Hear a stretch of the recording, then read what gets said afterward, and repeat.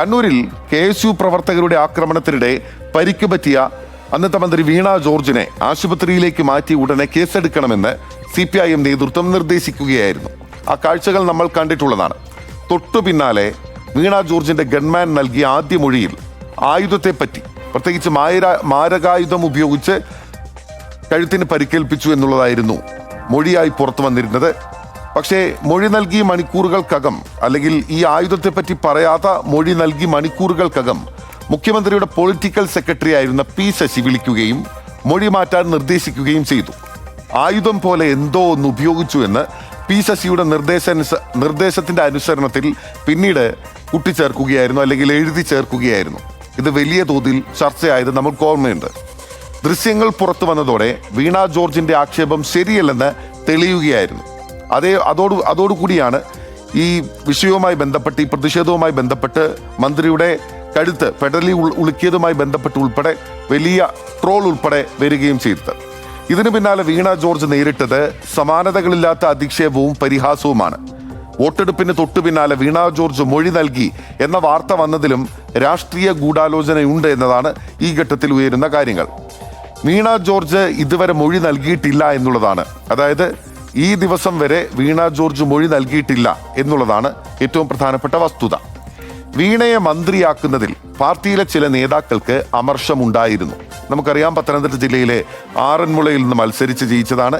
2016 മാധ്യമപ്രവർത്തനം ഉപേക്ഷിച്ച് മത്സരിക്കാനെത്തി അവിടെ MLA ആയ ആളാണ്. പിന്നീട് തുടർച്ചയായി അവിടെ ജയിച്ചു വന്നു. കഴിഞ്ഞ തവണയും 2021 അത്തവണ മന്ത്രിയായി തെരഞ്ഞെടുക്കപ്പെടുന്നതിൽ പ്രത്യേകിച്ച് KK ശൈലജയെ മാറ്റി ആരോഗ്യവകുപ്പ് നൽകുകയായിരുന്നു വീണ ജോർജിന് എന്നുകൂടി നമുക്കറിയാം. ഇതിൽ പല നേതാക്കൾക്കും അമർഷമുണ്ടായിരുന്നു എന്നുള്ളതാണ് പുറത്തു വരുന്ന വിവരങ്ങൾ.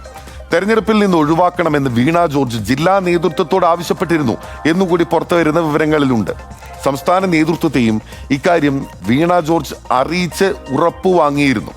എന്നാൽ ഇത് കേൾക്കാതെ സ്ഥാനാർത്ഥിത്വ ചർച്ചകൾക്ക് മുൻപ് തന്നെ പാർട്ടിയുടെ ജില്ലാ സെക്രട്ടറി വീണ ജോർജിന്റെ സ്ഥാനാർത്ഥിത്വം പ്രഖ്യാപിക്കുകയായിരുന്നു എന്ന് നമുക്കറിയാം. ഇത് തീർത്തും അസാധാരണമായിരുന്ന ഒരു നടപടിയാണ്. നമുക്കറിയാം, സാധാരണഗതിയിൽ CPIM പോലുള്ള ഒരു പാർട്ടിയെ സംബന്ധിച്ച്, വളരെ കേഡർ സ്വഭാവത്തിൽ പ്രവർത്തിക്കുന്ന ഒരു പാർട്ടിയെ സംബന്ധിച്ച് ആ വിധത്തിലല്ല സ്ഥാനാർത്ഥി പ്രഖ്യാപനങ്ങൾ ഉൾപ്പെടെ നടക്കുന്നത് എന്നും നമുക്കറിയാവുന്നതാണ്. പാർട്ടി സംസ്ഥാന നേതൃത്വം പാർട്ടി ജില്ലാ സെക്രട്ടറി ഇതിൽ അതൃപ്തി അറിയിക്കുകയും ചെയ്തിരുന്നു. എന്തിനാണ് പാർട്ടിയുടെ സംസ്ഥാന നേതൃത്വം CPIMന്റെ സംസ്ഥാന സെക്രട്ടറി യോഗ തീരുമാനങ്ങൾ അനുസരിച്ച് ഔദ്യോഗികമായി സ്ഥാനാർത്ഥിയെ പ്രഖ്യാപിക്കുന്നതിന് മുൻപേ തന്നെ വീണ ജോർജ്, നിലവിലെ മന്ത്രി, 2026 നിയമസഭാ തെരഞ്ഞെടുപ്പിൽ അതേ മണ്ഡലത്തിൽ തന്നെ മത്സരിക്കും. അതിനി പരസ്യമായ രഹസ്യമാണ് എന്ന് തന്നെ ഇരിക്കട്ടെ, പക്ഷെ എന്തിനായിരുന്നു അങ്ങനെ ഒരു പ്രഖ്യാപനം എന്നതിൽ ഒരുപാട് ചോദ്യങ്ങൾ ഉണ്ടായിരുന്നു. ഇതിൽ സംസ്ഥാന നേതൃത്വത്തിന് ഉൾപ്പെടെ അതൃപ്തി ഉണ്ടായിരുന്നു. പാർട്ടിയുടെ ജില്ലാ സെക്രട്ടറി, ഈ പ്രഖ്യാപനം നടത്തിയ പാർട്ടിയുടെ ജില്ലാ സെക്രട്ടറി ഇതിൽ സംസ്ഥാന നേതൃത്വം അതൃപ്തി അറിയിക്കുകയും ചെയ്തു. എന്നാൽ വീണയെ തെരഞ്ഞെടുപ്പിലേക്ക് എത്തിക്കുക എന്നത് ചിലരുടെ ഗൂഢലക്ഷ്യം ആയിരുന്നുവെന്നും ഇതിന് പിന്നിൽ സംശയിക്കപ്പെട്ടതുപോലെ ചില കാര്യങ്ങൾ പ്രവർത്തിച്ചു എന്നുള്ളത് പിന്നീട് യാഥാർത്ഥ്യമാണെന്ന് തെളിയുകയാണ് ചെയ്തത്. പാർട്ടിയുടെ ജില്ലാ സെക്രട്ടേറിയറ്റ് പോലും ചർച്ച ചെയ്യാതെ ഓമല്ലൂർ ശങ്കരൻ സ്വയം മാറി MV സഞ്ജുവിനെ തെരഞ്ഞെടുപ്പ് സെക്രട്ടറിയായി പ്രഖ്യാപിച്ചതും ഇത്തരത്തിലുള്ള ഗൂഢാലോചനയുടെ ഭാഗമാണെന്ന് ചില CPIM നേതാക്കൾ ചൂണ്ടിക്കാട്ടുന്നുണ്ട്. ഓമല്ലൂർ ശങ്കരനെ ഒഴിവാക്കി എന്ന വാർത്ത സൃഷ്ടിച്ച് തെരഞ്ഞെടുപ്പ് പ്രവർത്തനത്തിനും സ്ഥാനാർത്ഥിക്കും, അതായത് വീണ ജോർജിനുമെതിരെ വിവാദം സൃഷ്ടിച്ച് ജനവികാരം എതിരാക്കാനുള്ള നീക്കമായിരുന്നു ഇത് എന്നും ആ വിഭാഗം ആരോപിക്കുന്നുണ്ട്. ആരോഗ്യവകുപ്പിനെതിരായ ഒരുപാട് പരാതികൾ ഉണ്ടായിരുന്നു. മന്ത്രി വീണ ജോർജിന്റെ കാലത്ത്, അതായത് ഇപ്പോൾ പൂർത്തിയായിട്ടുള്ള സർക്കാരിന്റെ കാലത്ത് ഒരുപാട് ആരോഗ്യ പ്രശ്നങ്ങൾ, പ്രത്യേകിച്ച് ചികിത്സാ പിഴവുകൾ ഉൾപ്പെടെയുള്ള ഒരുപാട് കാര്യങ്ങൾ.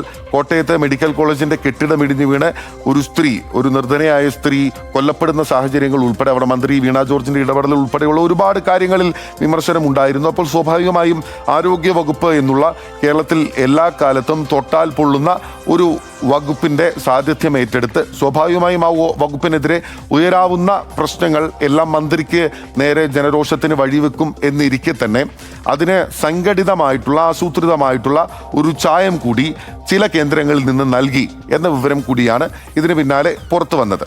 അപ്പോൾ ജനരോഷത്തിന് പിന്നാലെ, ആരോഗ്യവകുപ്പിനെതിരായ ജനരോഷത്തിന് പിന്നാലെ ഇത്തരം നീക്കങ്ങൾ പാളിയതിൽ നിന്ന് വീണ ജോർജിന്റെ പരാജയം സുനിശ്ചിതമാകുന്ന ഒരു സാഹചര്യമാണ് ഉണ്ടായത്. ഏതായാലും മത്സരിക്കാനില്ല എന്ന് പറഞ്ഞ വീണ ജോർജ് വീണ്ടും മത്സരിച്ച് പരാജയപ്പെട്ടതിലൂടെ തന്നെ രാഷ്ട്രീയ ഭാവിക്കും അല്ലെങ്കിൽ പ്രതിച്ഛായയ്ക്കും കാര്യമായ രീതിയിൽ മങ്ങലേൽക്കുന്ന ഒരു സ്ഥിതി കൂടി ഉണ്ടായി. എന്തുകൊണ്ടാണ് മത്സരിക്കാനില്ല എന്ന് പറഞ്ഞ് മാറി നിൽക്കുന്ന ഒരാളെ നിർബന്ധിപ്പിച്ച് മത്സരിക്കുന്നത്, അല്ലെങ്കിൽ സംസ്ഥാന നേതൃത്വത്തിന്റെ പ്രഖ്യാപനം ഉണ്ടാകുന്നതിന് മുമ്പേ തന്നെ ഇങ്ങനെ ഒരു പ്രഖ്യാപനത്തിലേക്ക് പോകുന്നത് എന്നതുൾപ്പെടെയുള്ള പ്രധാനപ്പെട്ട ചോദ്യങ്ങളാണ് ഈ ഘട്ടത്തിൽ നിലനിൽക്കുന്നത്. പരാജയത്തിനപ്പുറം, അതായത് ഇപ്പോൾ നടന്ന തെരഞ്ഞെടുപ്പ് പരാജയത്തിനപ്പുറം, അബിൻ വർക്കിയോടുള്ള തെരഞ്ഞെടുപ്പ് പരാജയത്തിനപ്പുറം വീണയുടെ രാഷ്ട്രീയ ഭാവിയുടെ മുകളിൽ തന്നെ കരിനിഴൽ വീഴ്ത്തുന്നതായി ചില ഇടപെടലുകൾ, പ്രത്യേകിച്ച് കണ്ണൂരിലെ KSU പ്രതിഷേധവുമായി ബന്ധപ്പെട്ടുകൊണ്ട് മാരകായുധം ഉപയോഗിച്ചു എന്ന വിധത്തിൽ എഴുതി ചേർക്കപ്പെട്ട ഗൺമാന്റെ മൊഴിയായി പിന്നീട് എഴുതി ചേർക്കപ്പെട്ട മൊഴി ഉൾപ്പെടെ എന്തിനായിരുന്നു എന്ന ചോദ്യം കൂടിയുണ്ട്. ഇങ്ങനെയൊരു ഇടപെടൽ ഉണ്ടായതിലൂടെ യഥാർത്ഥത്തിൽ നഷ്ടമുണ്ടായിരിക്കുന്നത് വീണ ജോർജിന് ആണ് എന്നുകൂടി അറിയാം. ആരാണ്, എന്താണ്, എന്തിനാണ് ഈ ഇടപെടൽ? ആരുണ്ട് ഇവിടെ ചോദിക്കാൻ?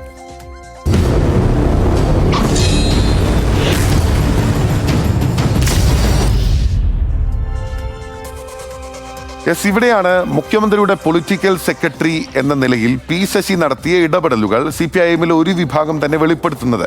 നമുക്ക് വളരെ വിശദമായി തന്നെ അത് പരിശോധിക്കാം. P. ശശിയുടെ ഇടപെടലുകൾ എല്ലാ കാലത്തും CPIM കനത്ത വിമർശനത്തിന് വഴിയൊരുക്കിയിട്ടുണ്ട്. P. ശശി ഒരു ഷാഡോ ആഭ്യന്തരമന്ത്രിയായി പ്രവർത്തിക്കുന്നു. പ്രത്യേകിച്ച് മുഖ്യമന്ത്രി തന്നെയാണ് ആഭ്യന്തര വകുപ്പിന്റെയും ചുമതല വഹിക്കുന്നത്. ഒരുപാട് ആരോപണങ്ങൾ, ഒരുപാട് വിവാദങ്ങളിൽ പെടുന്നുണ്ട് പോലീസ് വകുപ്പ്, പോലീസ് മന്ത്രി. അപ്പോൾ അതിൽ പിന്നിലെല്ലാം പ്രവർത്തിക്കുന്നത് P. ശശിയാണ് എന്ന് പാർട്ടിയിലെ ഒരു വിഭാഗം തന്നെ പരസ്യമായും രഹസ്യമായും പറഞ്ഞിട്ടുള്ള ഒരു കാര്യമാണ്. അവിടെയാണ് P. ശശിയുടെ ഗൂഢനീക്കങ്ങൾ എന്തൊക്കെയാണ് എന്ന് നമ്മൾ പരിശോധിക്കേണ്ടത്. ഇവിടെ വെട്ടിനിരത്തലിന്, തൻ്റെ ഇഷ്ടത്തിനനുസരിച്ചുള്ള, തൻ്റെ ലക്ഷ്യങ്ങൾക്കനുസരിച്ചുള്ള വെട്ടിനിരത്തലിന് ആഭ്യന്തര വകുപ്പിനെ P. ശശി ആയുധമാക്കി എന്നുള്ള ഏറ്റവും പ്രധാനപ്പെട്ട വിവരമാണ് ഈ ഘട്ടത്തിൽ തെരഞ്ഞെടുപ്പ് പരാജയത്തിന് തൊട്ടു പിന്നാലെ CPIM കേന്ദ്രങ്ങളിൽ നിന്ന് തന്നെ പുറത്തു വരുന്നത്. P. ശശി ഒരു ഷാഡോ ആഭ്യന്തരമന്ത്രിയായി അല്ലെങ്കിൽ ഒരു നിഴൽ ആഭ്യന്തരമന്ത്രിയായി പ്രവർത്തിച്ചു എന്ന വിധത്തിലുള്ള വിമർശനം, അല്ലെങ്കിൽ ഒരു പരാതി, അല്ലെങ്കിൽ ഒരു ആരോപണം ഈ തെരഞ്ഞെടുപ്പ് പരാജയത്തിന് തൊട്ടു പിന്നാലെ CPIM തന്നെ പുറത്തു വരികയാണ്. ആഭ്യന്തര വകുപ്പിനെ ഉപയോഗിച്ച് പാർട്ടിയിലെ പവർ ഹൗസായി ആഭ്യന്തര വകുപ്പ് എന്ന് നമുക്കറിയാം ഏറ്റവും ശക്തമായിട്ടുള്ള വകുപ്പാണ്. മുഖ്യമന്ത്രി കഴിഞ്ഞാൽ സ്വാഭാവികമായും ആഭ്യന്തരമന്ത്രിയാണ്. അപ്പോൾ മുഖ്യമന്ത്രി തന്നെ ആഭ്യന്തര വകുപ്പ് കൈകാര്യം ചെയ്യുന്ന പശ്ചാത്തലത്തിൽ മുഖ്യമന്ത്രിയുടെ പൊളിറ്റിക്കൽ സെക്രട്ടറി അല്ലെങ്കിൽ ചീഫ് മിനിസ്റ്റേഴ്സ് ഓഫീസ് ഏറ്റവും പ്രധാനപ്പെട്ട ഒരു അധികാര കേന്ദ്രമായി, മുഖ്യമന്ത്രിയെ പോലെ തന്നെ ഒരു അധികാര കേന്ദ്രമായി അല്ലെങ്കിൽ ഒരു അധികാര വ്യക്തിയായി മാറുകയാണ് CMO എന്നതും കൂടി നമുക്ക് മനസ്സിലാവുന്നതാണ്. സ്വാഭാവികമായും ജനാധിപത്യ സംവിധാനത്തിൽ അങ്ങനെ തന്നെയാണ് നിയന്ത്രിക്കപ്പെടുന്നത്. മുഖ്യമന്ത്രിക്ക് എല്ലാ കാര്യങ്ങളും നേരിട്ട് നിയന്ത്രിക്കുന്നതിന് പരിധികൾ ഉണ്ടാകും. അപ്പോൾ ആഭ്യന്തര വകുപ്പിനെ ഉപയോഗിച്ച് തൻ്റെ തീരുമാനങ്ങൾ അടിച്ചേൽപ്പിക്കാൻ, അല്ലെങ്കിൽ തൻ്റെ ഇഷ്ടങ്ങൾക്കനുസരിച്ച് പല തീരുമാനങ്ങളും നിർണ്ണയിക്കുന്നതിലൂടെ ആഭ്യന്തര വകുപ്പിനെ ഉപയോഗിച്ച് പാർട്ടിയിലെ CPIM പവർ ഹൗസായി P. ശശി മാറി എന്നതുകൂടി CPIM ഒരു വിഭാഗം നേതാക്കൾ ആരോപിക്കുന്നുണ്ട്. CPIM നേതാക്കളെ വെട്ടിനിരത്താൻ ഗൂഢനീക്കങ്ങൾ, അതാണ് ഇവിടെ ഏറ്റവും പ്രധാനപ്പെട്ട കാര്യം. പാർട്ടി പിടിക്കുക എന്നുള്ളത് P. ശശിയുടെ ഒരു ആഗ്രഹമായിരുന്നോ? P. ശശിയുടെ ഒരു നീക്കം അതിന് പിന്നിൽ ഉണ്ടായിരുന്നോ എന്ന ചോദ്യം കൂടെ ഇവിടെ നിലനിൽക്കുന്നുണ്ട്. അല്ലെങ്കിൽ എന്തിനാണ് മന്ത്രി വീണ ജോർജിന് വിനയാകും എന്ന് അറിഞ്ഞിട്ട് പോലും ഇത്തരം മൊഴി തിരുത്താൻ, ഗൺമാന്റെ മൊഴി ഉൾപ്പെടെ തിരുത്തി മാരകായുധം എന്ന വാക്ക്, ഒരു പക്ഷേ ആ വിഷയത്തിൽ മന്ത്രി വീണ ജോർജിനും അതേപോലെ തന്നെ KSUക്കാർക്കും, ആ കരിങ്കൊടി പ്രതിഷേധത്തിൽ പങ്കെടുത്ത് നിരവധി ദിവസങ്ങൾ ജയിലിൽ കിടന്ന KSUക്കാർക്കും വിനയായത് മാരകായുധം എന്ന വാക്കാണ് എന്നത് സാമാന്യ യുക്തിയിൽ ചിന്തിക്കുമ്പോൾ നമുക്ക് മനസ്സിലാക്കാനാകുന്നുണ്ട്. അപ്പോൾ CPIM നേതാക്കളെ വെട്ടിനിരത്താൻ P. ശശി ഗൂഢനീക്കങ്ങൾ നടത്തിയോ എന്നതാണ് മറ്റൊരു പ്രധാനപ്പെട്ട ചോദ്യം. ഉത്തര കേരളത്തിലെ CPIM നേതാക്കളെ ലക്ഷ്യമിട്ടു. വടക്കൻ കേരളത്തിൽ തന്നെ പാർട്ടി ചേർന്ന് നിൽക്കണം, അധികാര കേന്ദ്രത്തിൽ വടക്കൻ കേരളം മാറരുത് എന്നുള്ള ലക്ഷ്യമുണ്ടായിരുന്നു. അതിലൂടെ പാർട്ടിയുടെ നേതൃസ്ഥാനത്തേക്ക് ഉൾപ്പെടെ P. ശശിക്ക് എത്തിപ്പെടാൻ ആഗ്രഹമുണ്ടായിരുന്നോ എന്ന ചോദ്യം കൂടിയുണ്ട്. നമുക്കറിയാം P. ശശിയുമായി ബന്ധപ്പെട്ട് ഒരുപാട് വിവാദങ്ങൾ ഉണ്ടായിരുന്നു, പാർട്ടിയുടെ നടപടി ഉണ്ടായിരുന്നു. അതിനുശേഷം പിണറായി വിജയന്റെ വിശ്വസ്തൻ എന്ന നിലയിൽ മുഖ്യമന്ത്രിയുടെ ഓഫീസിലേക്ക് ഉൾപ്പെടെ P. ശശി കടന്നു വരികയായിരുന്നു. സംസ്ഥാന രാഷ്ട്രീയത്തിലെ ഏറ്റവും പ്രധാനപ്പെട്ട പൊളിറ്റിക്കൽ പവർ ഹൗസായി P. ശശി നിലനിൽക്കുകയായിരുന്നു. പാർട്ടിയുടെ പ്രത്യക്ഷത്തിൽ അധികാര കേന്ദ്രങ്ങളിലുള്ള സംഘടനാ ചുമതലയുള്ള ആളുകൾക്കപ്പുറത്തേക്ക് മുഖ്യമന്ത്രി പിണറായി വിജയന്റെ അടുത്ത് ഏറ്റവും ഇൻഫ്ലുവൻഷ്യൽ ആയിട്ടുള്ള, ഏറ്റവും സ്വാധീനം ചെലുത്താനാകുന്ന ഒരു വ്യക്തിയായി പി ശശി മാറി എന്നുള്ളത് കൂടി ഒരു വസ്തുതയായി നിൽക്കുമ്പോൾ അതിന് പിന്നിൽ ഉത്തര കേരളത്തിൽ, പ്രത്യേകിച്ച് തെക്കൻ കേരളത്തിലുള്ള CPIM നേതാക്കളെ ലക്ഷ്യമിട്ടിരുന്നോ? അതുകൊണ്ടാണോ അവിടെ നിന്ന് വളർന്നു വരുന്ന വനിതാ നേതാവ് കൂടിയായിട്ടുള്ള വീണ ജോർജിനെതിരായ നീക്കങ്ങൾ എന്നതുകൂടിയാണ് ഈ ഘട്ടത്തിൽ ഒരു വിഭാഗം ഉയർത്തുന്ന പ്രധാനപ്പെട്ട ആരോപണങ്ങളിലുണ്ട്. ലക്ഷ്യമിട്ടത് പിണറായിയുമായി അടുപ്പമുണ്ടായിരുന്നവരെയാണ്. പിണറായിയുടെ വിശ്വസ്തനായി താൻ മാത്രം മതി എന്നുള്ളത് പി ശശിയുടെ ലക്ഷ്യമായിരുന്നു എന്ന ചോദ്യം കൂടിയുണ്ട്. ഇതിനൊന്നും പി ശശി ഇതുവരെ പ്രതികരിക്കുകയും ചെയ്തിട്ടില്ല എന്നതുകൂടി പ്രേക്ഷകരെ ഓർമ്മപ്പെടുത്തുകയാണ്. ഗൂഢലക്ഷ്യത്തോടെ എല്ലാ വകുപ്പുകളിലും പി ശശിയുടെ കൈകടത്തൽ ഉണ്ടായി എന്ന ആരോപണങ്ങളുണ്ട്. വളരെ കൃത്യമായി ചീഫ് മിനിസ്റ്റേഴ്സ് ഓഫീസ് എന്ന് പറയുന്ന സംസ്ഥാനത്തെ ഏറ്റവും പ്രധാനപ്പെട്ട അധികാര ഇടനാഴിയിൽ നിന്നുകൊണ്ട് തന്നെ പി ശശി ഗൂഢലക്ഷ്യങ്ങളിലൂടെ മറ്റ് വകുപ്പുകളിൽ, പ്രത്യേകിച്ച് മുഖ്യമന്ത്രി കൈകാര്യം ചെയ്യുന്ന പൊതുഭരണം, ആഭ്യന്തരം ഉൾപ്പെടെയുള്ള വകുപ്പുകളിൽ മാത്രമല്ല മറ്റു പ്രധാനപ്പെട്ട വകുപ്പുകളിലും പി ശശിയുടെ കൈകടത്തലുകൾ ഉണ്ടായിട്ടുണ്ട് എന്നുള്ളതാണ് വസ്തുത. വീണയെ വീഴ്ത്തിയ നിഗൂഢ തന്ത്രം യഥാർത്ഥത്തിൽ അത് നിഗൂഢമായി നടത്തിയിരുന്ന ഒരു ഗൂഢാലോചനയുടെ ഭാഗമാണോ എന്നതാണ് മറ്റൊരു പ്രധാനപ്പെട്ട ചോദ്യം. ഉത്തര കേരളത്തിൽ നിന്ന് വളർന്നു വരുന്ന CPIM നേതാക്കളെ തളർത്തുക, അതിനോടൊപ്പം തന്നെ പിണറായി വിജയനുമായി അടുപ്പമുള്ള മറ്റ് നേതാക്കൾ, മറ്റ് അധികാര കേന്ദ്രങ്ങൾ ഉണ്ടാകാതിരിക്കുക, മുഖ്യമന്ത്രിയിലേക്ക് നേരിട്ടെത്തിച്ചേരാൻ ഞാൻ മാത്രം മതി എന്നുള്ളൊരു നിഗമനം അല്ലെങ്കിൽ ഒരു തീരുമാനം പി ശശിയുടെ ഭാഗത്ത് നിന്നുണ്ടായിരുന്നു എന്നതും മറ്റൊരു പ്രധാനപ്പെട്ട ചോദ്യമാണ്. എന്തായാലും വീണ ജോർജിന് ഏറ്റവും കൂടുതൽ വിനയായി മാറിയത് KSU പ്രവർത്തകർക്ക് എതിരെ നടത്തിയിട്ടുള്ള പരാമർശങ്ങളും ആ കേസിന്റെ ഗ്രാവിറ്റി മൂലമാണ്. ആ കേസിന് ആ വിധത്തിലുള്ള ഗ്രാവിറ്റി ഉണ്ടായിരുന്നില്ല എന്നുള്ളത് ആ CCTV ദൃശ്യങ്ങൾ, ഇന്ന് ബിഗ് TV പുറത്തുവിട്ടിട്ടുള്ള CCTV ദൃശ്യങ്ങളിലൂടെ തന്നെ വ്യക്തമാകുന്നുണ്ട്. കരിങ്കൊടി ഉപയോഗിച്ച് KSU ജില്ലാ പ്രസിഡന്റിന്റെ നേതൃത്വത്തിൽ നടത്തിയിട്ടുള്ള പ്രതിഷേധം മന്ത്രിയുടെ അടുത്തേക്ക് വരെ എത്തി. റെയിൽവേ സ്റ്റേഷന്റെ പ്ലാറ്റ്ഫോമിലേക്ക് കയറുന്നതിന് മുൻപേ എൻട്രൻസിന്റെ മുന്നിൽ വെച്ചുകൊണ്ട് ചാടി വീണ KSUക്കാർ മന്ത്രിയുടെ അടുത്തെത്തി മുദ്രാവാക്യം വിളിച്ചു. അവർ കരിങ്കൊടി ഉയർത്തി മുദ്രാവാക്യം വിളിച്ചു. മന്ത്രിക്ക് തൊട്ടരികിലുണ്ട്, പക്ഷെ ഒരുപാട് പോലീസ് ഉദ്യോഗസ്ഥരുണ്ട്, വനിതാ പോലീസ് ഉദ്യോഗസ്ഥരുണ്ട്, മന്ത്രിയുടെ ഗൺമാൻ അടക്കമുള്ള ആളുകളുണ്ട്. പക്ഷെ അവരുടെ കയ്യിലൊന്നും മാരകായുധം കാണാനുണ്ടായിരുന്നില്ല എന്നുള്ളതാണ് ഏറ്റവും പ്രധാനപ്പെട്ട വസ്തുത. അപ്പോൾ എന്തിനാണ് മാരകായുധം ഉപയോഗിച്ചുകൊണ്ട് മന്ത്രിയെ ആക്രമിച്ച് കഴുത്തിന് പരിക്കേൽപ്പിച്ചു? ഗുരുതരമായി പരിക്കേറ്റ മന്ത്രി ICUവിൽ പ്രവേശിപ്പിക്കപ്പെട്ടു. കഴുത്തിന് കോളറിട്ട നിലയിൽ മന്ത്രി തുടർന്നും നിന്നത് ഉൾപ്പെടെ എവിടെ നിന്ന് ലഭിച്ച നിർദ്ദേശത്തിന്റെ അടിസ്ഥാനത്തിലാണ്? അല്ലെങ്കിൽ മന്ത്രിക്ക് അങ്ങനെ ഒരു ക്ഷതം സംഭവിച്ചിട്ടുണ്ടെങ്കിൽ അത് ഡോക്ടർമാർ പറയുന്ന അനുസരിച്ച് അങ്ങനെ ഒരു ക്ഷതം ഉണ്ടായിട്ടുണ്ട്. പക്ഷേ അപ്പോഴും മാരകായുധം ഉപയോഗിച്ചു എന്ന് എഴുതി ചേർത്തത് എന്തിനാണ് എന്നുള്ള പ്രധാനപ്പെട്ട ചോദ്യം കൂടി നിലനിൽക്കുന്നുണ്ട്. ഇതിനിടയിലാണ് മറ്റൊരു പ്രധാനപ്പെട്ട നീക്കം. ഞാൻ നേരത്തെ ചൂണ്ടിക്കാട്ടിയതുപോലെ തന്നെ വീണ ജോർജിനെ മത്സരത്തിലേക്ക് വലിച്ചിഴച്ചു എന്നുള്ളത്. ഇനി മത്സരിക്കാനില്ല, ഇക്കുറി മത്സരിക്കാനില്ല, ആറന്മുളയിൽ മത്സരിക്കാനില്ല എന്നുള്ള നിലപാട് CPIMന്റെ നേതൃത്വത്തെ വീണ ജോർജ് എടുത്തിട്ട് പോലും മറ്റു നേതാക്കൾക്ക് പഞ്ഞമില്ലാത്തൊരു പാർട്ടി കൂടിയാണ് CPIM. വീണ ജോർജ് മാത്രം മത്സരിച്ചതുകൊണ്ട് അവിടെ ജയിക്കും എന്നൊരു വിലയിരുത്തലൊന്നും CPIM നടത്തിയിട്ടില്ല. എന്നിരിക്കെ കൂടി എതിർപ്പ് മറികടന്ന് എന്തുകൊണ്ട് വീണ ജോർജിനെ മത്സരത്തിലേക്ക് വലിച്ചിഴച്ചു എന്ന ചോദ്യമാണ് മറ്റൊന്നായി പ്രധാനമായി നിലനിൽക്കുന്നത്. മത്സരിക്കാനില്ല എന്ന് വീണ പറഞ്ഞിട്ടും കരുക്കൾ നീക്കി യഥാർത്ഥത്തിൽ നിർബന്ധ ബുദ്ധിയോടുകൂടി വീണയ്ക്ക് അവിടെ മത്സരിക്കേണ്ടി വരുന്ന അവസ്ഥ ഉണ്ടാക്കുകയായിരുന്നു പി ശശിയുടെ നേതൃത്വത്തിൽ ചെയ്തത് എന്ന വിവരങ്ങൾ കൂടിയാണ് CPIMലെ ഒരു വിഭാഗം പുറത്തുവിടുകയും ചെയ്യുന്നത്. നിശ്ചയമായും CPIMന്റെ നേതൃത്വം ഇനി മറുപടി പറയേണ്ടി വരുന്ന വിഷയങ്ങൾ തന്നെയാണ് ഇപ്പോൾ CPIMലെ ഒരു വിഭാഗം പുറത്തുവിടുന്നത്. ബിഗ് TV ഇന്ന് പുറത്തുവിട്ടിട്ടുള്ളത്. അപ്പോൾ CPIMന്റെ ജില്ലാ സെക്രട്ടറി, പത്തനംതിട്ട ജില്ലാ സെക്രട്ടറി എന്തിനു വേണ്ടിയിട്ടാണ് സംസ്ഥാന നേതൃത്വം പ്രഖ്യാപിക്കുന്നതിന് മുൻപ്, സംസ്ഥാന സെക്രട്ടറി പ്രഖ്യാപിക്കുന്നതിന് മുൻപ് വീണ ജോർജ് മത്സരിക്കുമെന്നുള്ള പ്രഖ്യാപനം ആദ്യം തന്നെ നടത്തിയത്? അതും സംസ്ഥാന നേതൃത്വത്തിന് അതൃപ്തി ഉണ്ടാകുമെന്ന് മനസ്സിലായിട്ട് പോലും ആർക്ക് വേണ്ടിയാണ് ജില്ലാ സെക്രട്ടറി കരുക്കൾ നീക്കിയത് എന്നതുകൂടി പ്രധാനപ്പെട്ട ചോദ്യമാണ്. പി ശശി എന്ന പേരിലേക്ക് വിരൽ ചൂണ്ടുന്നുണ്ട് വീണ ജോർജുമായി ബന്ധപ്പെട്ട ആളുകൾ, അല്ലെങ്കിൽ CPIMൽ നിന്ന് ഒരു വിഭാഗം എന്നതാണ് മറ്റൊരു പ്രധാനപ്പെട്ട കാര്യം. വീണയെ തോൽപ്പിക്കാൻ തന്ത്രം മെനഞ്ഞു എന്നുള്ളതാണ് മറ്റൊരു കാര്യം. അവിടെ KSUവിന്റെ പ്രതിഷേധത്തെ ആ വിധത്തിൽ മാറ്റുന്നതിന് ഒരു സാധാരണ നിലയിലുള്ള അല്ലെങ്കിൽ ആ വിധത്തിലുള്ള ഒരു വിഷയമായി മാറിപ്പോയേക്കാവുന്ന ഒരു പ്രതിഷേധത്തെ ആ വിധത്തിലേക്ക് മാറ്റുന്നതിന് പിന്നിൽ വീണയെ തോൽപ്പിക്കാനുള്ള തന്ത്രങ്ങളായിരുന്നു എന്നതുകൂടിയാണ് മറ്റൊരു പ്രധാനപ്പെട്ട ചോദ്യങ്ങളിൽ ഒന്ന്.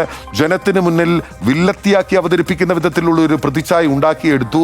സംസ്ഥാനത്ത് തരക്കേടില്ലാത്ത രീതിയിൽ ഭരണം നടത്തിയിരുന്ന ആരോഗ്യവകുപ്പിനെതിരെ ഒരുപാട് ആരോപണങ്ങൾ ഉണ്ടായിരുന്നെങ്കിൽ പോലും മന്ത്രി എന്ന നിലയിൽ വളരെ കൃത്യമായ ഇടപെടലുകൾ നടത്തിയിരുന്ന വീണ ജോർജിനെ ജനത്തിന് മുന്നിൽ വില്ലത്തിയാക്കാനുള്ള ഒരു അടവായിരുന്നു ഇവിടെ പി ശശിയുടെ നേതൃത്വത്തിൽ രൂപകൽപ്പന ചെയ്തത്, അല്ലെങ്കിൽ ആ വിധത്തിൽ പദ്ധതിയിട്ടത് എന്നുള്ളതാണ് മറ്റൊരു പ്രധാനപ്പെട്ട ചോദ്യം. യഥാർത്ഥത്തിൽ ആ കഴുത്തിന് കോളറിട്ട് നടക്കുന്ന വീണ ജോർജിന്റെ ദൃശ്യങ്ങളും അവിടെ ഏതോ വലിയ രീതിയിലുള്ള ഭീകരമായിട്ടുള്ള ഒരു ആക്രമണത്തിന് ഇരയായി എന്ന വിധത്തിൽ ഉണ്ടാക്കിയെടുത്തിട്ടുള്ള പ്രതിച്ഛായയും പോലീസിനെ ഉപയോഗിച്ച് നടത്തിയിട്ടുള്ള നീക്കങ്ങൾ ഉൾപ്പെടെ ജനത്തിന് മുന്നിൽ യഥാർത്ഥത്തിൽ ആ ദൃശ്യങ്ങൾ പുറത്തു വന്നത് പറയുന്നതോടെ ജനത്തിന് മുന്നിലെല്ലാം വീണ ജോർജിന്റെ കുറ്റമായി അവതരിപ്പിക്കപ്പെടുകയായിരുന്നു. പക്ഷെ അതങ്ങനെയല്ലായിരുന്നു എന്ന വിവരങ്ങളാണ് ഈ ഘട്ടത്തിൽ പുറത്തു വരുന്നത്. തെരഞ്ഞെടുപ്പ് കാലത്ത് മനഃപൂർവ്വം വിവാദങ്ങൾ ഉണ്ടാക്കി എന്നുള്ളത് പോലും യഥാർത്ഥത്തിൽ ഒരു തെരഞ്ഞെടുപ്പിന്റെ ഘട്ടത്തിൽ എത്തി നിൽക്കുമ്പോൾ പരമാവധി വിവാദങ്ങളിൽ നിന്ന് മാറി നിൽക്കാനാണ് പ്രധാനപ്പെട്ട നേതാക്കളും രാഷ്ട്രീയ പാർട്ടികളും എല്ലാം തന്നെ ശ്രമിക്കുക. തെരഞ്ഞെടുപ്പിൽ ജനങ്ങളോട് അവരുടെ വികസനം പറഞ്ഞ് വോട്ട് ചോദിക്കാനാണ് ശ്രമിക്കുക. പക്ഷേ തെരഞ്ഞെടുപ്പ് കാലത്ത് വ്യക്തി കേന്ദ്രീകൃതമായ വിവാദങ്ങൾ ഉണ്ടാക്കിയതിന് പിന്നിൽ ആരാണ്, എന്താണ്, അവരുടെ താല്പര്യങ്ങൾ എന്താണ് എന്നതുൾപ്പെടെയുള്ള ചോദ്യങ്ങളുണ്ട്. പി ശശി എന്ന പേരിലേക്ക് അല്ലെങ്കിൽ അവിടേക്ക് വിരൽ ചൂണ്ടപ്പെടുന്നുണ്ട്. ഈ ചോദ്യങ്ങൾ എല്ലാം ഉത്തരമായി എന്നുള്ളതാണ്. വീണയെ ഒതുക്കാൻ KSUവിന്റെ ആക്രമണ കേസ് മറയാക്കി എന്നുള്ളത് കൂടിയുണ്ട്.